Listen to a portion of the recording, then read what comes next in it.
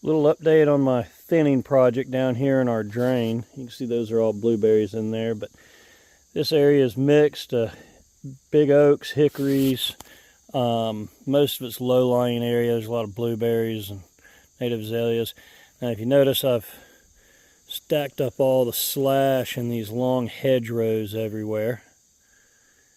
And I've actually gone in here and I've blown around every single tree.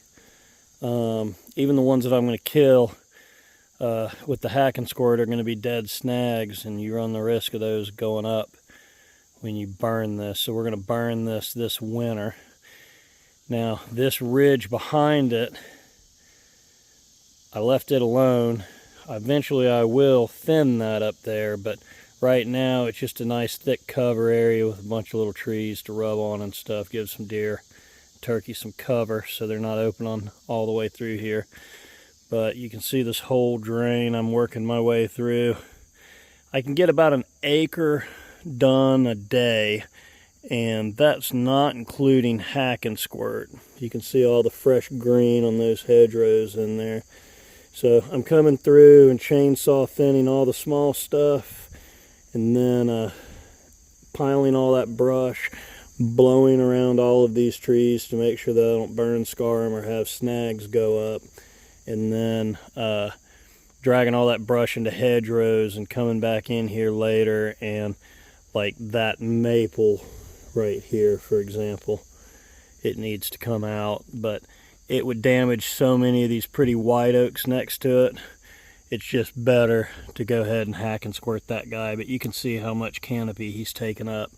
So I'll leave some maples, some sweet gums down on this bottom where they belong.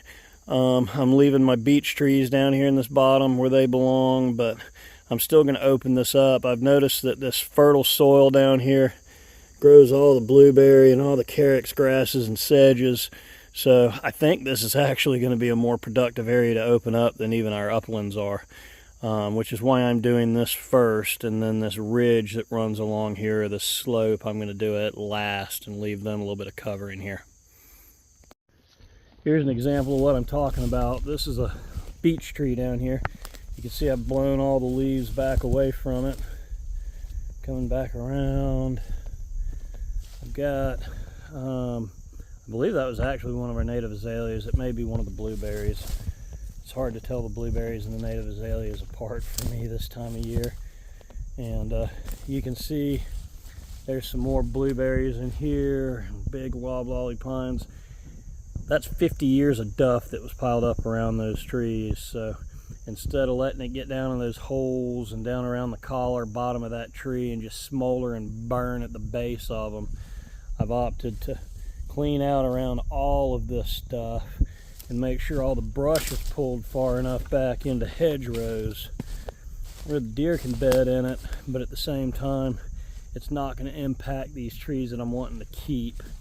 A lot of these maples and stuff, and we'll all be out of here. Here's an example of, see how that tree is dead.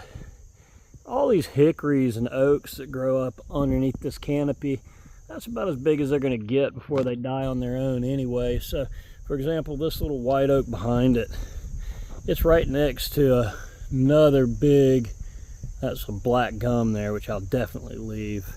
That little white oak has no canopy at all. It's going to die, so I'm going to go ahead and hack and squirt that guy out of here. But I wanted to show you this pine tree here. I just found it yesterday when I was cleaning out around it. Check this gnarly looking guy out.